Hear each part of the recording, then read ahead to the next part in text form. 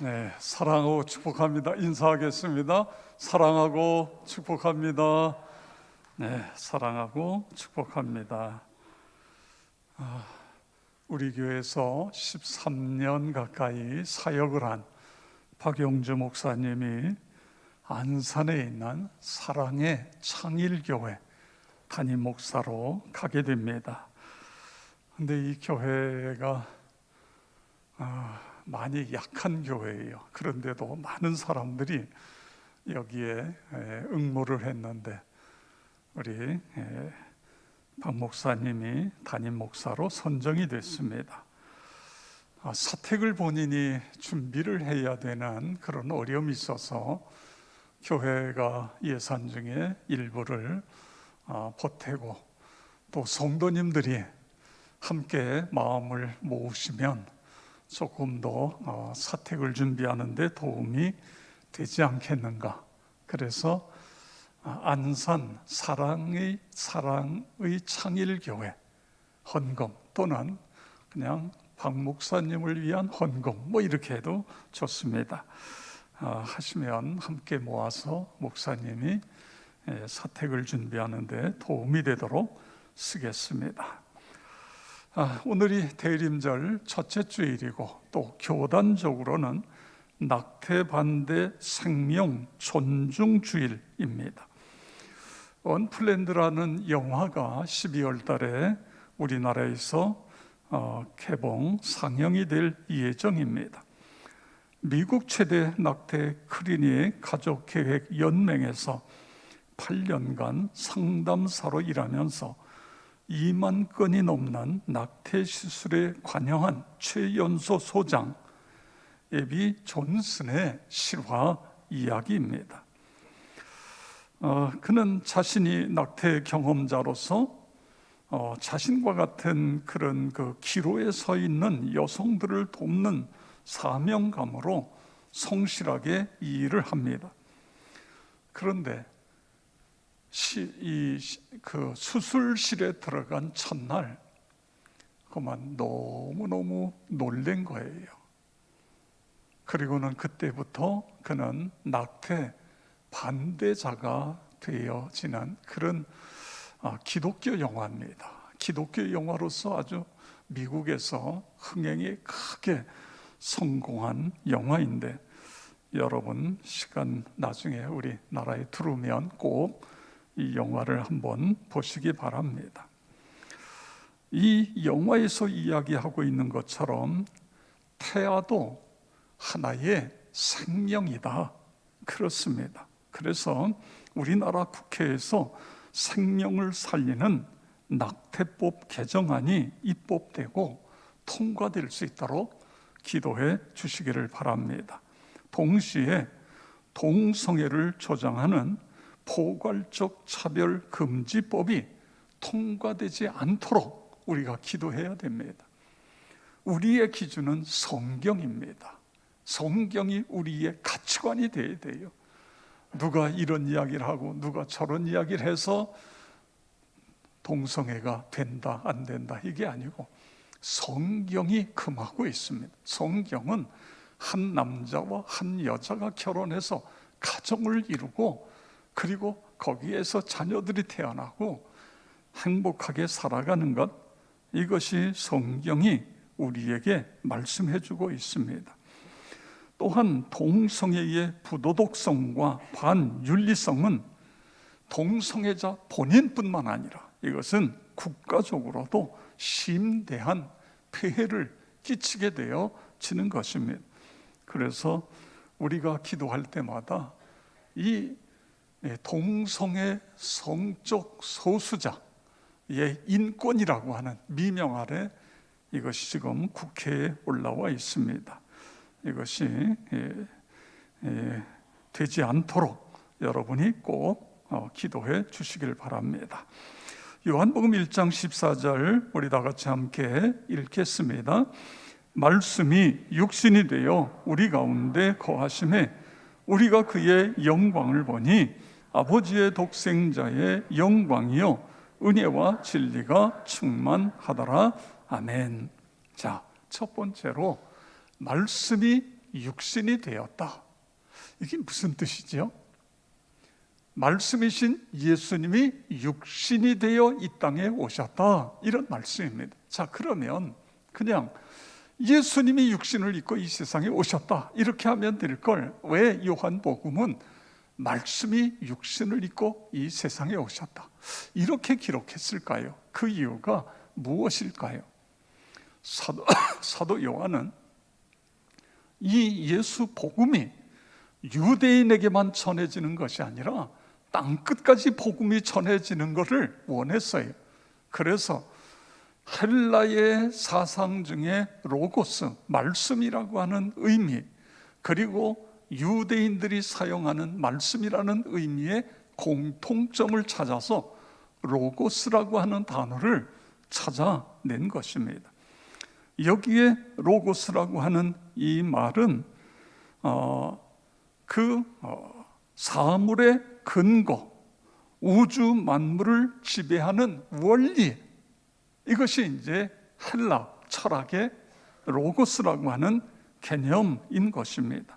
그래서 이 신적인 존재라고 하는 로고스, 이 단어를 가지고, 그리고 구약 성경에도 말씀과 하나님을 동일시하고 있잖아요. 그래서 말씀이 육신을 입고 이 세상에 오셨다 이렇게 표현하고 있는 것입니다. 자, 그런데요, 그 당시에 2000년 전에 사람들은 육신이라고 하는 것은 속되고 더러운 것이고 영은 거룩한 것이다, 이런 이분법적인 생각을 하고 있었어요. 그런데 성경은 예수님께서 메시아가 육신을 입고 이 세상에 왔다 이렇게 말씀하고 있어요. 이 이야기는 다시 말해서 하나님께서는 우리의 육신이 속되거나 더러운 것이 아니다, 어떤 육체에 대한 긍정적인 이야기를 하고 계신 것입니다. 여러분, 육체가 악한 것이 아닙니다. 육체는 그냥 육체일 뿐인 것입니다. 육체에 무엇을 담느냐, 그것이 중요한 거예요. 그 육체에 거룩이 담기고 성령님이 담기면 그 사람은 성령의 사람이 되는 거고, 육체에 세상의 욕심, 서욕이 담기면 그 사람은 추한 사람, 악한 사람이 되어지는 것입니다. 갈라디아서 5장 16절 17절 다 같이 읽겠습니다. 내가 이르노니 너희는 성령을 따라 행하라. 그리하면 육체의 욕심을 이루지 아니하리라. 육체의 소욕은 성령을 거스리고 성령은 육체를 거스리나니 이 둘이 서로 대적하므로 너희가 원하는 것을 하지 못하게 하려 함이라. 아멘. 그렇습니다. 성도 여러분, 내 육신 속에는 무엇이 들어있을까요? 내 안에 여러분 무엇이 가득 들어있습니까? 육체의 소욕, 육체의 더러운 것들, 음행, 호색, 분쟁, 시기, 다툼, 분냄, 당짓는 것, 분열, 이단, 투기, 술 취함, 방탕, 이런 것들이 들어있다고 한다면 우리는 교회에 다니면서도 육체의 사람입니다. 이 육신의 사람으로서는 절대로 하나님의 영광을 올려드릴 수 없는 것입니다. 이것이 아니라 내 육체에 성령이, 하나님의 말씀이 들어있으면 내가 새로워지면서 나를 통해서 하나님께 영광을 올려드릴 수 있는 것이죠. 성령이 내 안에 계시면 성령의 열매, 사랑, 기쁨, 화평, 오래 참음, 자비, 양선, 충성, 온유, 절제와 같은 이런 열매가 열리는 거예요. 나와 여러분 모두가 그렇게 되어지기를 축복합니다. 그 다음에 두 번째로, 말씀이 육신이 되어 우리 가운데 거하셨다. 말씀이 우리 가운데 거하셨다, 이렇게 말씀하고 있어요. 자, 이게 무슨 뜻일까요? 거하신다, 그거예요. 거하신다. 그런데 그 말씀이 어떤 분이라고요? 앞에서 우리가 1절에서 3절에 봤는데 거기에 보면 태초에 말씀이 계시니라. 이 말씀이 하나님과 함께 계셨으니 이 말씀이 곧 하나님이시라. 그러니까 말씀을 예수로 바꾸면 됩니다. 그가 태초에 하나님과 함께 계셨고 만물이 그로 말미암아 지은 바 되었으니 지은 것이 하나도 그가 없이는 된 것이 없느니라. 아멘. 그러니까 말씀이신 예수님은 하나님과 함께 계셨고, 그 말씀이 예수님이 하나님이시고, 그렇죠? 성자 하나님. 그리고 태초부터 하나님과 함께 계시면서 만물을 지으신 분, 그가 없이는 된 것이 하나도 없다, 그거예요. 그런데 그분이 우리에게 오셨다, 그거예요. 와서 잠깐 있다가 떠나신다가 아니라 거하신다, 이렇게 오늘 성경에 표현하고 있는 것을 볼 수 있습니다. 우리와 함께 하시기 위해서, 우리 안에 거하시기 위해서 우리에게 오셨다, 그거예요. 마치 우리 이웃으로 이사를 오셔서 함께 사는 것처럼 그렇게 하시기 위해서 우리에게 오셨다는 그런 말씀인 것입니다. 자신을 찾는 사람들에게 몽땅 할애하기 위해서 오신 것입니다. 우리와 교감하고 교제하시기 위해서 이 땅에 오신 것입니다. 그러므로 우리는 어떻게 해야지요? 그분을 우리 안으로 모셔드려야 됩니다. 예수님은요, 특별히 사람들의 필요에 민감하신 것을 볼 수 있어요. 요한복음 2장에 보면 여기 쓰지 않고 마스크 없이 설교하다가 마스크 쓰고 설교하래요. 그렇지 않으면 설교할 수 없다고 그래서 마스크를 썼더니 이게 보통 불편한 게 아닙니다. 계속 김이 제 안경을 가리고 그래도 잘 들리죠? 예. 2장에 보면 예수님께서 가나의 혼인잔치에 가시잖아요. 근데 이 집의 필요가 뭐예요? 포도주가 떨어졌어요. 포도주가 떨어지면 이 잔치가 다 망치는 거예요. 근데 그 집에 물로 포도주를 만들어서 필요를 채워주시죠. 요한복음 3장에 보면 니고데모를 만나요. 니고데모가 다 가지고 있어요. 그런데도 영적으로 문제가 있어요. 그에게 거듭남의 귀한 진리를 깨우쳐 주시고 거듭나게 하시는 그의 필요를 채워주. 4장에 보세요. 거기에 보면 수가성의 여인이 물을 길러오잖아요. 이 여인에겐 뭐가 필요해요? 영원히 마르지 않는 생수가 필요한 거예요. 그 생수를 공급하시고 그 뒤에 보면 왕의 신하의 아들이 병들어 죽어가던 그 아들을 살려서 그 집의 필요를 채워. 성경 전체가 그렇습니다. 전체가. 우리 주님은 예수 그리스도를 믿음으로 받아들이는 사람들의 필요를 찾으셔서 그 필요를 채워 주시는 거예요. 그런데 놀라운 것은요, 필요를 채워주시는 것, 다시 말해서 예수님이 그 사람들에게 다가가는 것은 대동소이하지만 필요를 채우는 방법, 채워주시는 것은 어떻게 보면 창의적이다, 이렇게 표현할 수 있습니다. 여러분, 30cm 입방메다 안에 거기에 그 눈을 거기다가 이렇게 집어넣으면 그 안에 결정체가 엄청나게, 그러니까 1800만 개의 결정체가 있대요, 그 안에.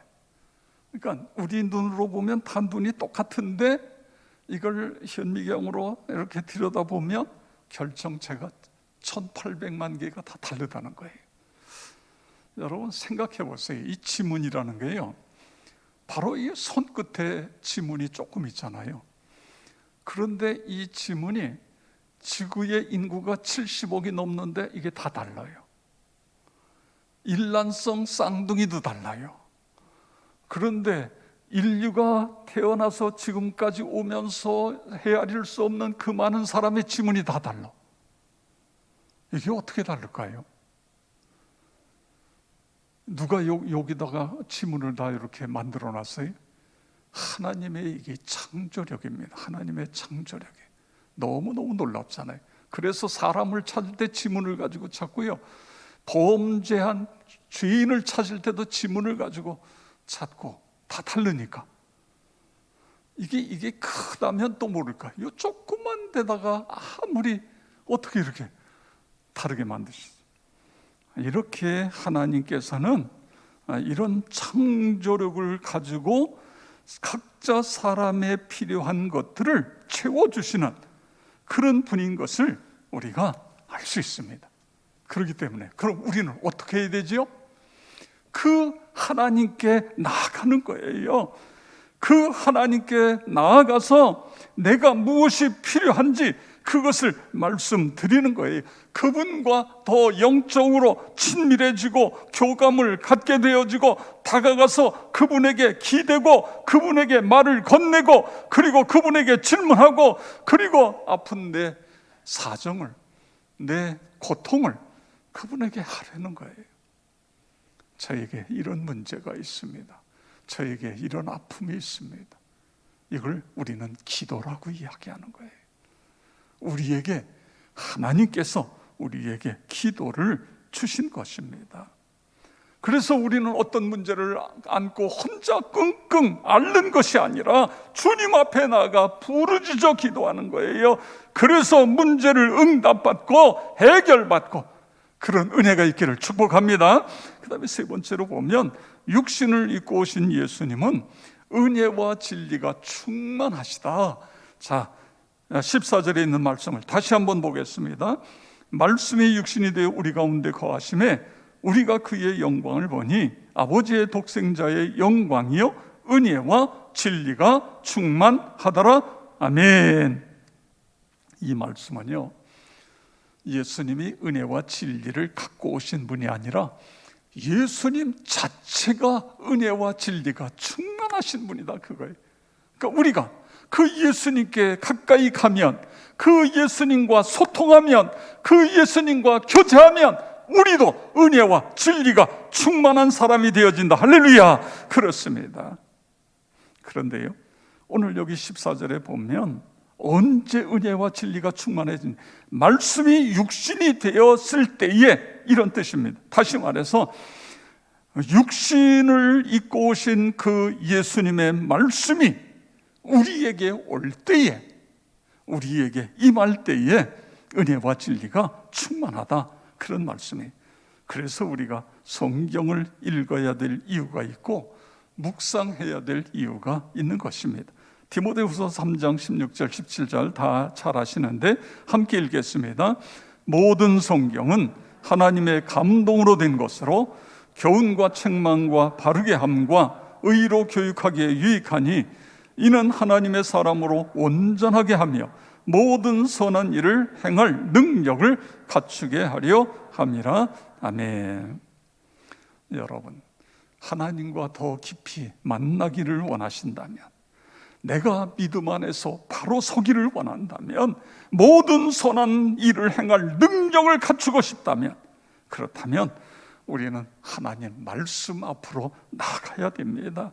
그 말씀이 내 안에, 내 속에 들어오시도록 그렇게 해야 되는 거예요.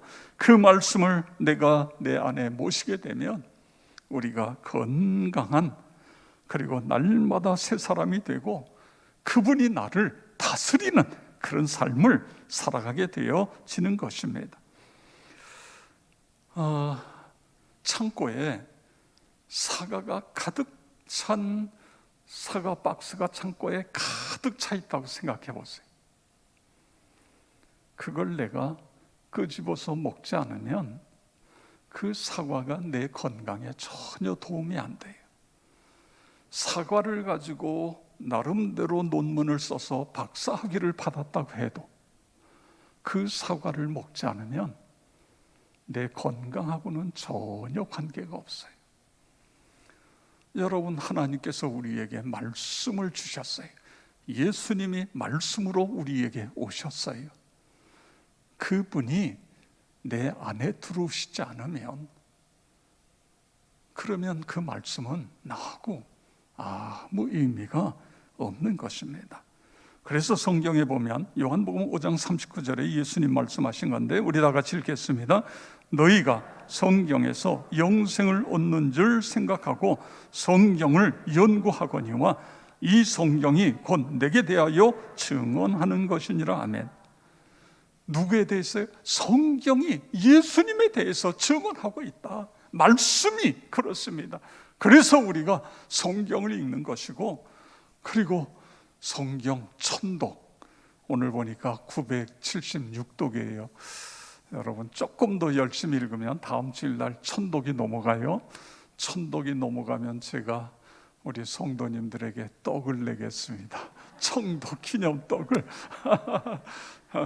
제가 내겠어요. 근데 하여간 기도할 때 여러분 이 기도해 줘야 돼요. 오늘 보니까 확진자가 450명이에요 2.5단계로 올라가지 않고 그냥 2단계에서 머물게 해줘. 2.5단계로 되면 이거 대면 예배 또 폐지시켜 버립니다.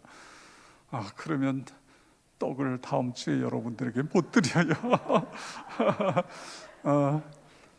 그러면 할 수 없이 대면 예배가 될 때까지 기다렸다가 드려야 되는데, 성경 읽고 계신 분들 이제 마지막 열심히 읽어서 다음 주에는 천독이 넘어갈 수 있도록, 저도 다음 주까지 7독을 마치고 이제 8독으로 넘어가려고 합니다. 하여간 그렇게 함께 힘써 주시기 바랍니다. 성경을 읽는 것, 성경을 연구하는 것 중요해요. 그런데 여러분, 거기서 멈춰서는 그것이 나에게 말씀이신 주님이 내 안에 들어올 수 없어요.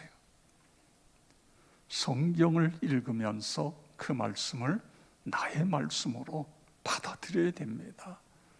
우리가 성경을 연구하면서 그 영생을 얻는 줄 믿고 성경을 읽고 성경을 연구하는 거예요. 성경을 읽으면서 예수님을 만나고 그리고 그 안에서 우리가 거하는 것입니다. 그럴 때에 변화가 일어나고 새 사람이 되어지고 능력 있는 그리스도인이 되어지는 것 믿으시기 바랍니다. 여러 해 전에요, 제가 이제 예배를 끝내고 밖에서 나가시는 분들하고 악수도 하고 인사를 하는데 어느 분이 저에게 책을 한 권 주시면서 그냥 나가세요. 처음 뵙는 분인데, 그래서 이제 다 끝나고 제 방에 들어와서 책을 보니까 생명의 떡 오직 예수라는 제목의 책입니다. 김범곤 목사님이 쓴 책인데, 이분이 이제 사업을 하다가 계속 실패를 하면서 계속 알코올 중독자가 됐어요. 거의 폐인이 되다시피 했습니다. 내 아내가 여보, 당신에게 내 마지막 소원, 나하고 교회 갑시다. 그래서 아내에게 끌려 교회 갔다가 부흥회 때에 성령의 불을 받은 거예요. 그러면서 그 알코올 중독에서 해방이 되어져요. 그 후에 그가 마산에서 다시 사업을 시작했는데 이 사업이요 잘 되는 거예요. 그런데요, 사업에 올인하는 게 아니라 사업은 직원들에게 다 맡겨놓고 그는 복음을 전하는 것, 오직 나를 이 알코올 중독에서 해방시켜 주시고 나에게 새로운 인생을 주신 주님의 복음을 전하기 신학을 했어요. 그리고 목사님이 됐어요. 그래가지고는요, 서울역에 와서 노숙자들 선교를 하는 거예요. 여러 해 동안 노숙자들 음식 그리고 하나씩 만나서 복음을 전하고, 그런데 거기에 이 책에 나와 있는 내용입니다. 거기에 술이 잔뜩 취해 있는 한 사람, 휠체어를 타고 있고, 그 사람의 이야기를 같이 나누고 그 사람의 이야기를 다 들어줘요. 근데 이런 내용이에요. 부산에서 큰 건물을 짓는데 이 건물이 중간에 그냥 무너져 버렸어요. 그래서 세 사람이 그 건물 더미에 깔려 죽고 본인은 척추를 다쳤어요. 그래가지고 병원에 입원해서 3개월 동안 치료를 하고 있는데 3개월 동안 아내가 병 간호를 하다가 그 병원 안, 그 병실에 있는 환자하고 눈이 맞아가지고 도망을 가버리고, 세상에. 그러니까는요, 내가 이 연놈을 잡아서 죽이고 나도 죽는다. 그리고는 휠체어를 끌고 전국을 다니는 거예요. 전국을 다니다가 결국은 못 찾고 서울역에 와서 술 취해가지고 있는데 이 김 목사님을 만난 거예요. 목사님이 그의 이야기를 다 들어주고 함께 아파하고 그리고 복음을 전해요. 그런데요, 이 복음이 그의 마음속을 때린 거예요. 예수를 믿었어요. 그리고 거기서 예수 믿는 사람들을 따로 모아서 저녁 집회를 하는데 그 저녁 집회에서 불을 받았어요. 그리고는요, 얼마나 놀라운 기적이 일어났느냐 하면 불을 받으면서 휠체어에서 벌떡 일어났어요. 그리고 걷기 시작한 거예요. 완전히 치유가 됐어요. 그 후에 어떤 일이 일어났냐면 이 사람이 동해에다가 넓은 땅을 사가지고 거기다가 그 약재 나무들을 엄청나게 많이 심고 짐승을 수천 마리를 키우고 그러면서 그쪽에다가 이 사랑의 동산이라고 하는 걸 만들어서 가난한 사람들 거기 와서 살고 목회자가 은퇴하고 오갈 데 없는 목회자들이 거할 수 있는 걸 만들고, 그리고요 또 신실한 그리스도인의 아내를 만났어요. 그래서 가정을 이루고, 그런 내용이 그 책에 제가 쭉 읽으면서 참, 여러분, 그 사람이요, 이 목사님도 예수 믿지 않았으면 그냥 알코올 중독자로 끝나는 거잖아요. 그리고 그뿐만 아니라 이 서울역에서 만난 이 S 형제, 이 사람도 거기서 복음을 듣지 못했으면 끝나는 거지요. 그런데 성탄절은 예수님이, 그 놀라우신 우주를 창조하신 예수님이, 성자 하나님이 인간의 몸으로 우리에게 오신 거예요. 왜 오셨어요? 우리와 함께 하시기 위해서, 거하시기 위해서 오신 거예요. 그분을 내 안에 모시면 어떻게 된다고요? 은혜와 진리가 충만케 되어지는 것입니다. 나와 여러분 모두가 그런 은혜 속에 살아가시기를 주의 이름으로 축원합니다.